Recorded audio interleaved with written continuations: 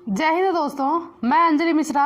आज के इस वीडियो में हम बात करेंगे CAA के बारे में। CAA यानी सिटीजनशिप अमेंडमेंट एक्ट, और इससे संबंधित जो भी टॉपिक आएगा उसके बारे में हम विस्तार से चर्चा करेंगे, ताकि आप लोगों को CAA के बारे से संबंधित कोई भी त्रुटियां या फिर अफवाहें जो भी हो और ये क्या कहते हैं कन्फ्यूज़न ना हो, वो सभी मैं क्लियर कराना चाहूँगी। लेकिन यह एक वीडियो में नहीं हो पाएगा, इसलिए मैं थोड़ा थोड़ा करके 2-4 वीडियो में इसको कंप्लीट करूँगी, ताकि ये CAA जो कि एक आदमी को बहुत कन्फ्यूजन बना हुआ है कि अगर मेरे पास डॉक्यूमेंट्स नहीं है तो हम भारत के नागरिक नहीं होंगे, इससे संबंधित पूरा मैं क्लियर करूँगी कि आखिर CAA क्या है और सरकार ये क्यों लाना चाहती थी। CAA सिटीजनशिप अमेंडमेंट एक्ट यानी नागरिकता संशोधन अधिनियम, यानी नागरिकता जो बात की गई है उसमें संशोधन अधिनियम है। नागरिकता डायरेक्ट थोपा नहीं गया है। ये CAA एक बार नहीं आया है। ये CAA 1955, 1982, 85, 92, 2003, 2005 और ये 2019 में जाके ये CAA लागू किया गया है। तो ये बहुत बार आ चुका है, ये पहली बार शब्द नहीं है ऐसा। और इससे संबंधित NRC national register of citizenship, NRC, उसके बाद NPR पॉपुलेशन रजिस्टर, ये सब जो है इसी से संबंधित रिलेटेड है, कोरिलेट है। कुछ सरकारें बात करती हैं कि CAA अलग है और NPR अलग है। ऐसी कोई बात नहीं है, दोनों में ये एक दूसरे से वो जुड़ाव है, संबंध है। और वो आज नहीं तो दूसरे वीडियो में मैं क्लियर करूंगी इसको कि आखिर CAA क्या है, NRC क्या है, NPR क्या है और सरकार क्या कहना चाहती है, वो हम क्लियर करेंगे।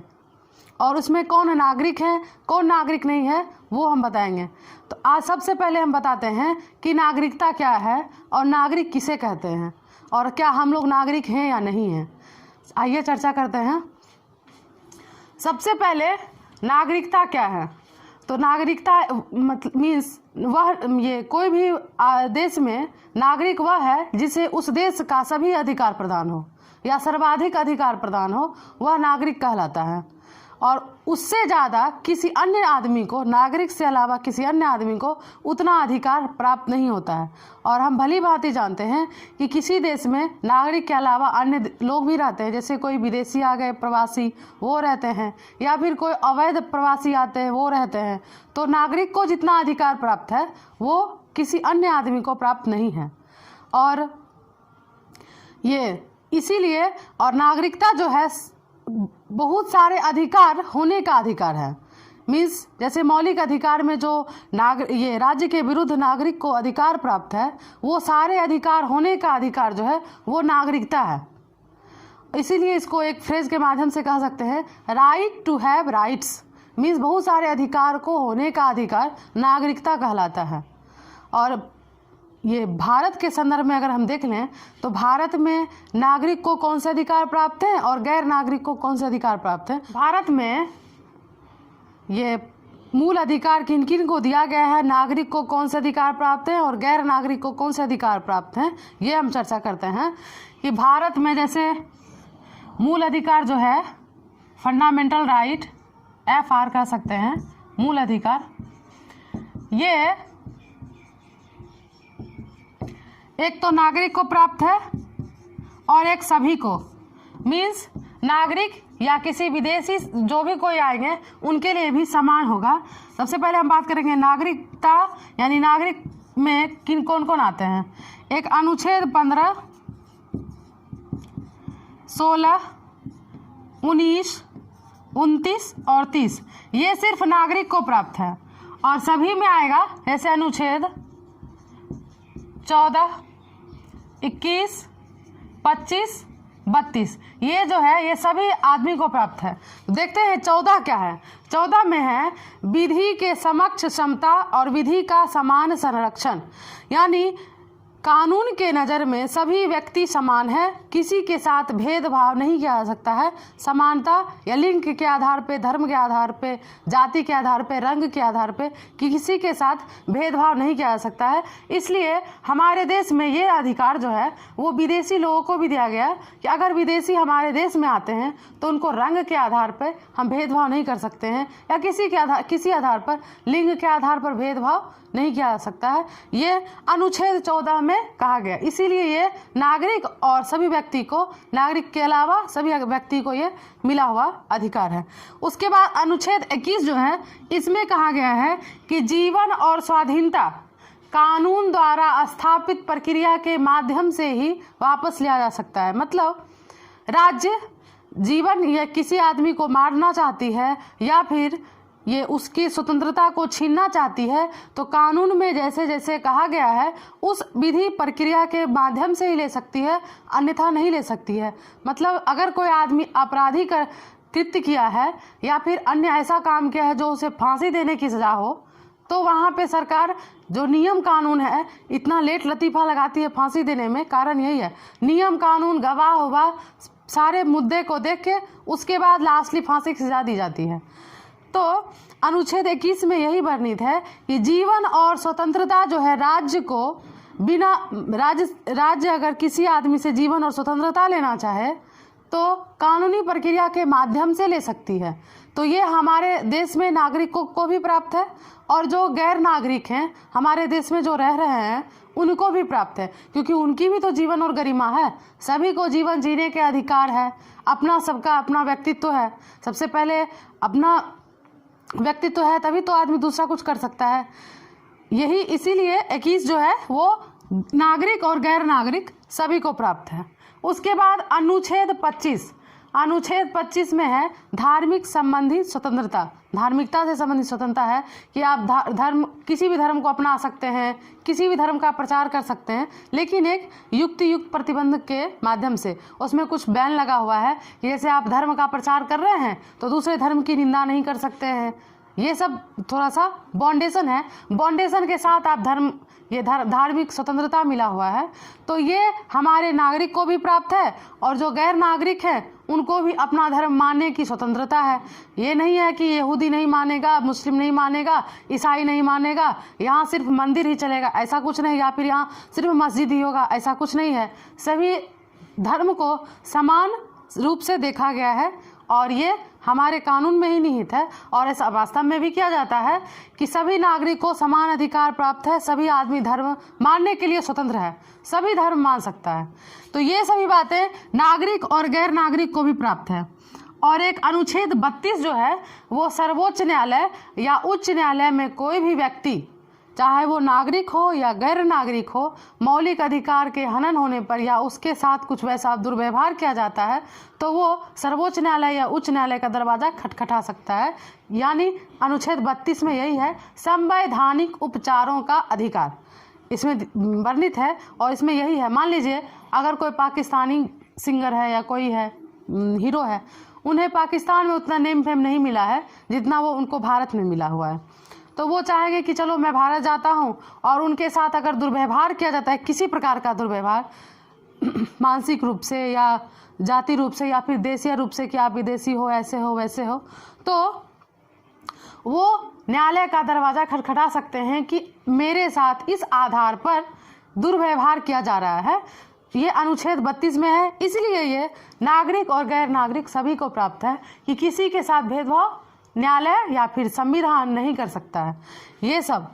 और रही बात नागरिक को ही ये अनुच्छेद में निहित अधिकार जो है क्यों प्राप्त है, इस अनुच्छेद 15 में है कि जो भी अल्पसंख्यक हैं या फिर जो समाज में जिनका स्तर जो है निम्न हो, आर्थिक रूप से, राजनीतिक रूप से और सामाजिक रूप से वो ऊपर नहीं उठ पाए हैं, उनको आरक्षण की बात की गई है। शिक्षण संस्थानों में आरक्षण की बात की गई है।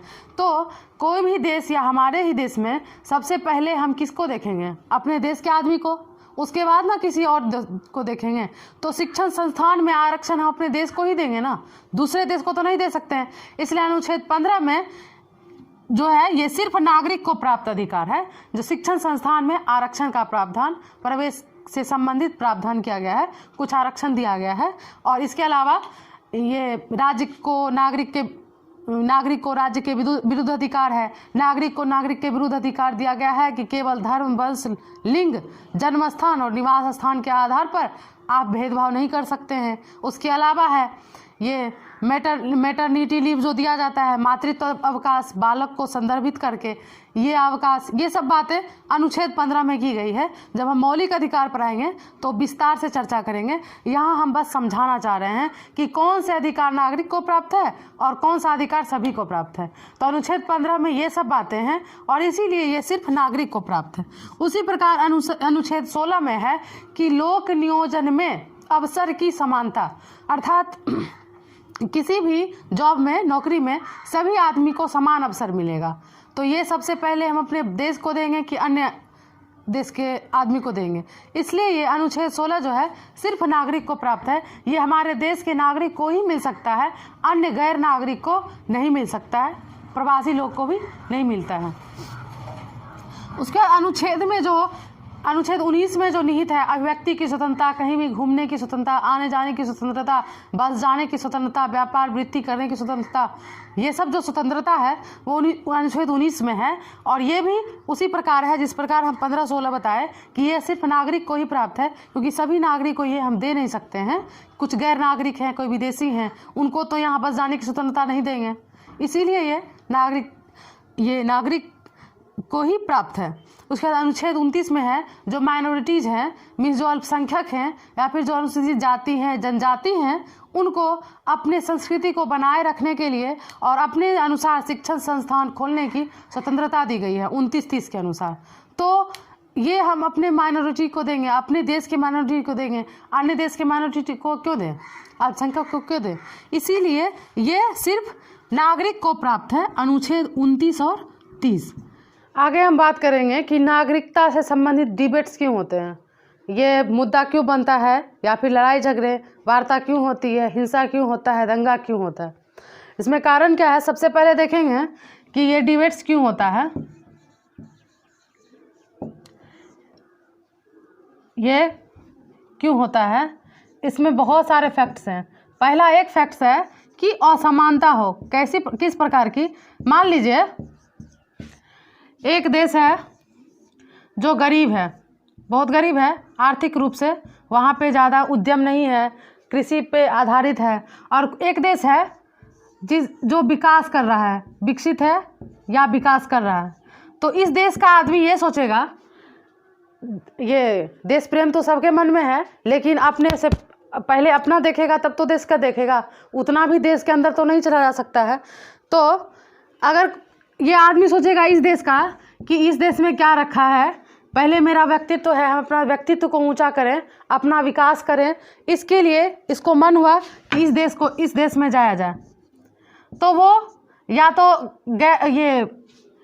तो वीज़ा के माध्यम से आता है या अप्रवासी के माध्यम से, किसी प्रकार से ये इस देश आना चाहता है, किसी प्रकार से वो तो इस देश आएगा ही। जैसे मान लीजिए अमेरिका के बगल में ये है मॉरिशस है, तो वो मॉरिशस का आदमी हम दीवार फांद के अमेरिका चला जाता था। अब तो डोनाल्ड ट्रंप साहब क्या किए, बहुत लंबी दीवार खींच दी कि आदमी ये नहीं आए, फांद के नहीं आए।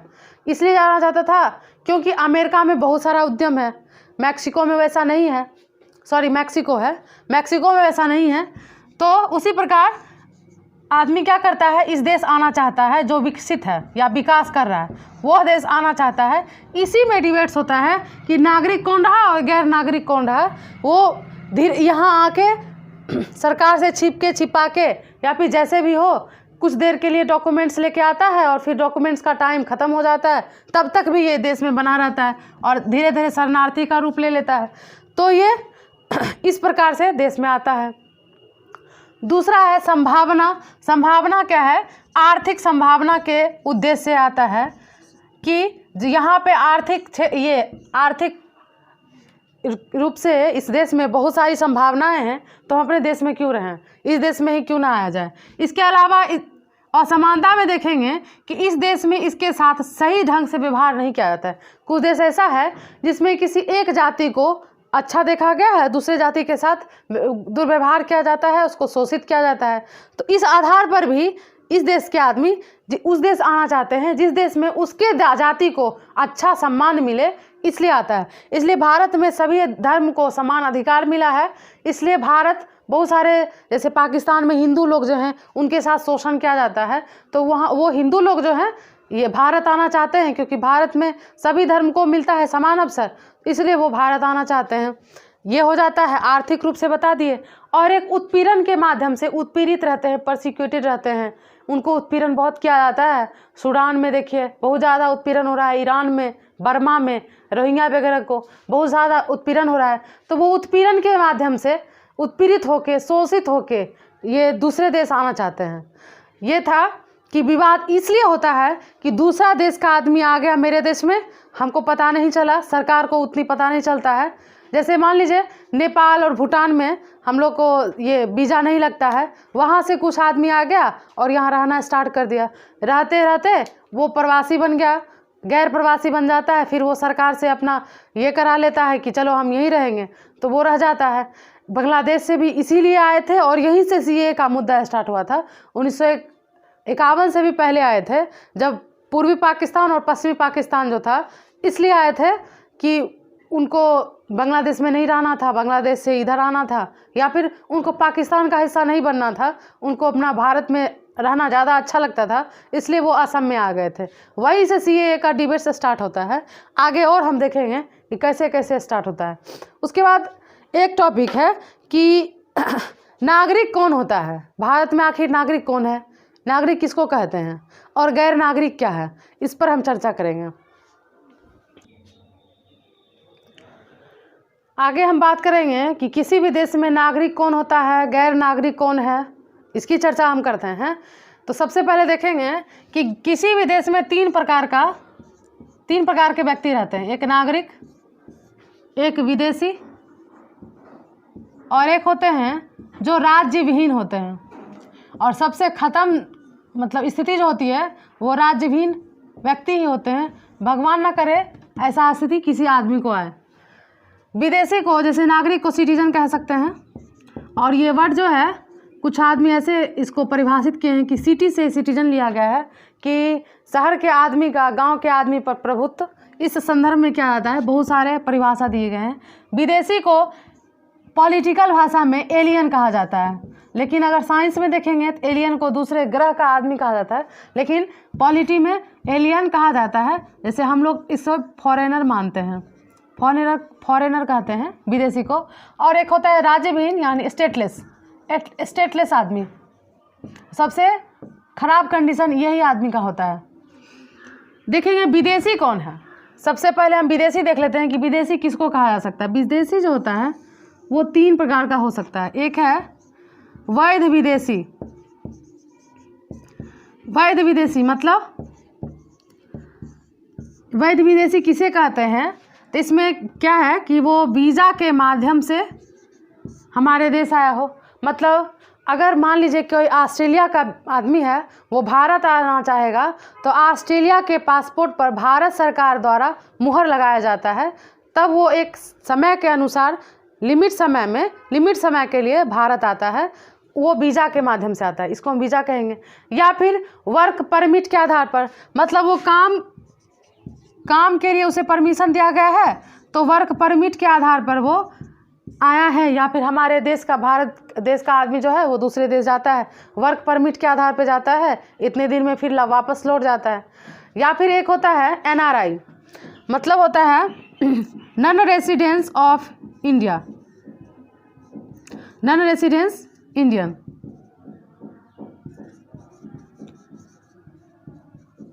ये कौन होते हैं कि NRI इसलिए कहा जाता है इनको कि ये भारत से एक लगभग 182 दिन, कम से कम 182 दिन के लिए दूसरे देश में काम कर रहे हों, तो उनको NRI घोषित कर दिया जाता है कि ये लगभग 6 महीने हो गया, लगभग 6 महीने से ऊपर अगर कोई आदमी दूसरे देश में रह के काम कर रहा है तो उसको NRI कहा जाता है, नॉन रेसिडेंस ऑफ इंडिया।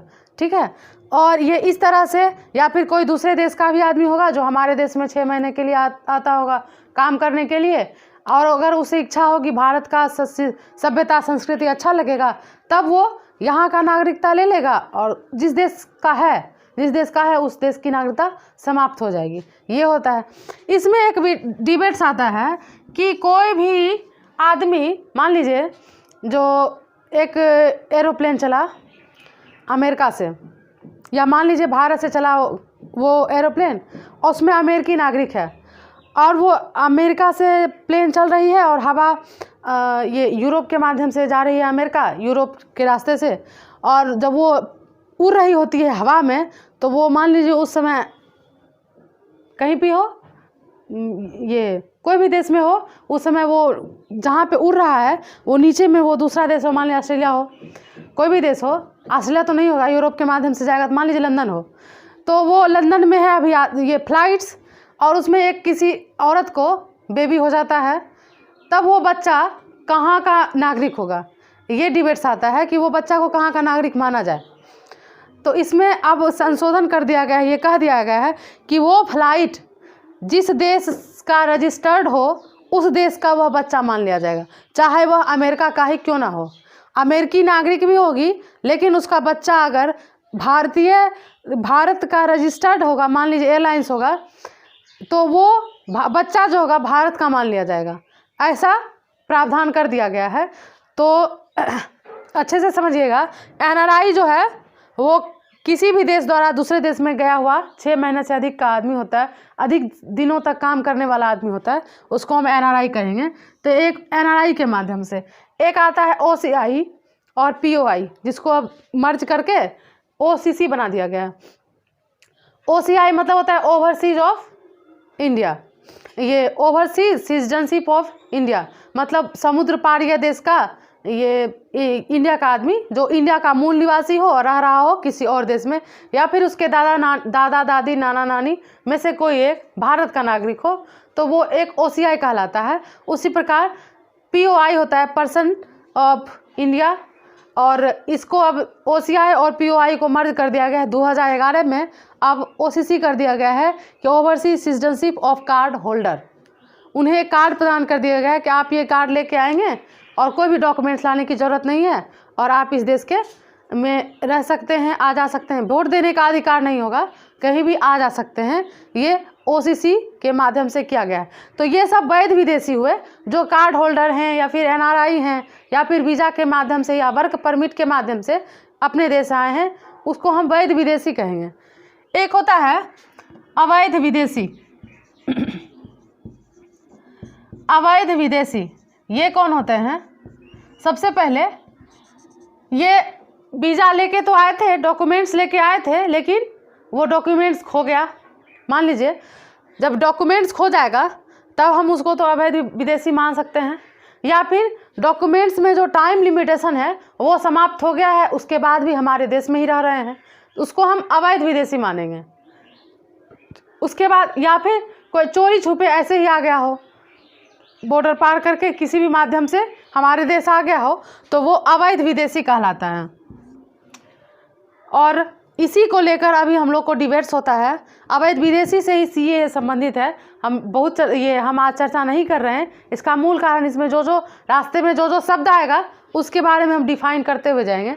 अवैध विदेशी यहीं से होता है कि मान लीजिए किसी को डॉक्यूमेंट्स ना हो तो वो अवैध विदेशी कहलाएंगे और हमारे देश में रह रहे हो, या फिर टाइम जो है टाइम ख़त्म हो गया है उनके डॉक्यूमेंट्स का, तब वो अवैध विदेशी कहलाएंगे। ये सब अवैध विदेशी के अंतर्गत आते हैं।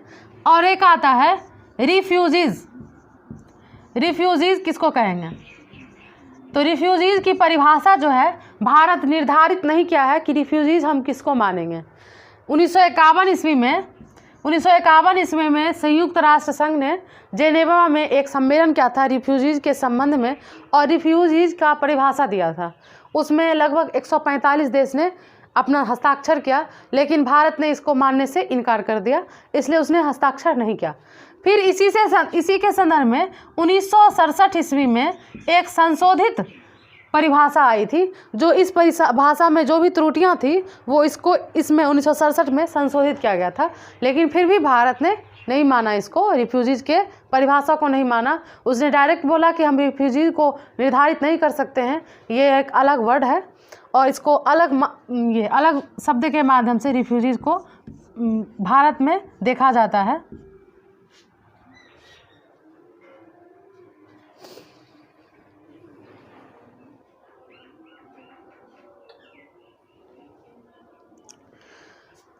और ये रिफ्यूजीज़ कौन थे बताते हैं कि जैसे मान लीजिए कोई आदमी उत्पीड़ित होकर हमारे देश में आ गया है कि हम यहीं रहेंगे और शरण की मांग कर रहा है, हमको शरण दे दीजिए कि हम यहीं रहेंगे, हम वो देश नहीं जाएंगे, वहाँ पे मेरे साथ उत्पीड़न हो रहा है, शोषण हो रहा है। तो सरकार जब तक इनको या तो नागरिक या फिर शरणार्थी नहीं मानती है तब तक ये शरण प्रार्थी कहलाते हैं और शरण प्रार्थी के रूप में उस देश में रहते हैं। और जब सरकार इन्हें शरणार्थी मान लेती है, इनको स्वीकार कर लेती है, तब ये शरणार्थी कहलाते हैं। तो ये है रिफ्यूजीज़ के अंतर्गत ये सब बातें, और भी हम बातें आगे करेंगे। इसके बाद एक आता है राज्य विहीन शब्द। स्टेटलेस आदमी कैसे हो जाता है? स्टेटलेस आदमी कैसे हो जाता है? मान लीजिए स्टेटलेस जो है कानून बना के हो सकता है। जैसे कानून बनाया जाएगा, मान लीजिए भारत में ही कानून बनाया जाएगा और इसी से आदमी को लगता है कि हम अब स्टेटलेस हो गए हैं। अभी का आदमी कहता है कि CAA आने से हम स्टेटलेस हो जाएंगे। ऐसा कुछ नहीं है, CAA आने से आदमी स्टेटलेस नहीं होगा, उसका भी अलग प्रावधान है। जैसे कानून बना के स्टेटलेस किया जा सकता है किसी भी आदमी को। एक जर्मनी में 1935 में न्यूरमबर्ग लॉ का एक टाइप का एक नियम आया था।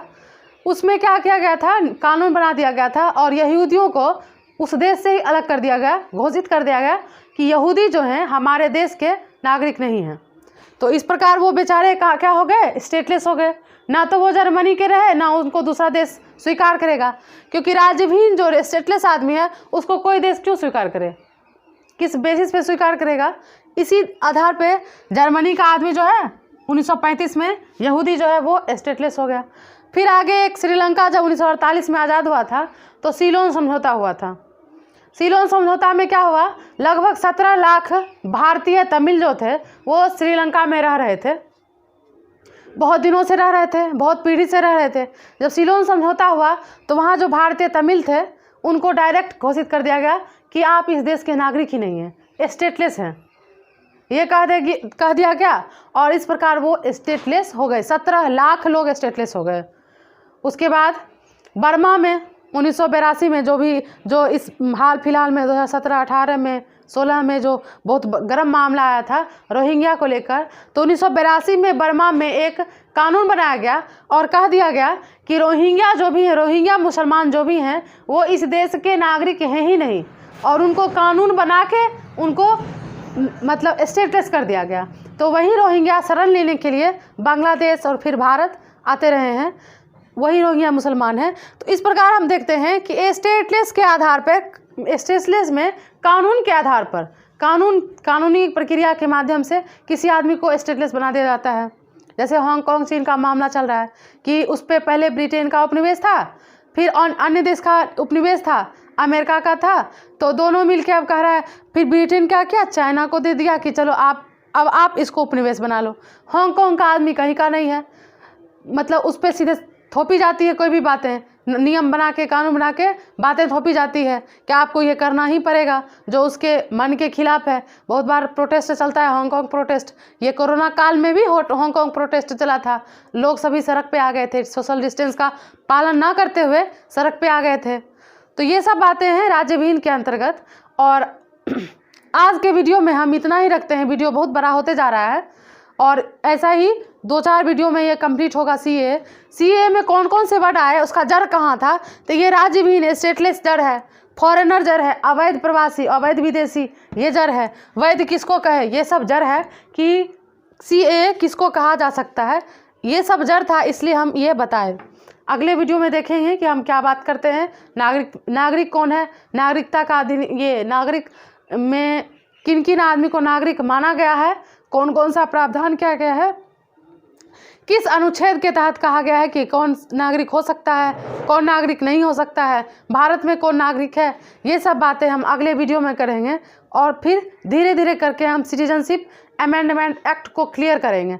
इसलिए ये वीडियो देखना ज़रूरी है। आखिर तब तो जानेंगे कि राज्य विहीन कैसे हो जाता है आदमी, या फिर अवैध कैसे आ जाता है। ये सब बातें हम अगले वीडियो में चर्चा करेंगे। आशा करते हैं कि ये वीडियो आप लोग को पसंद आएगा, हेल्पफुल रहेगा। विद्यार्थी के अलावा ये और भी आदमी देख सकते हैं इन्हें, क्योंकि ये पूरे भारत के आदमी के लिए बहुत इंटरेस्टिंग टॉपिक है CAA।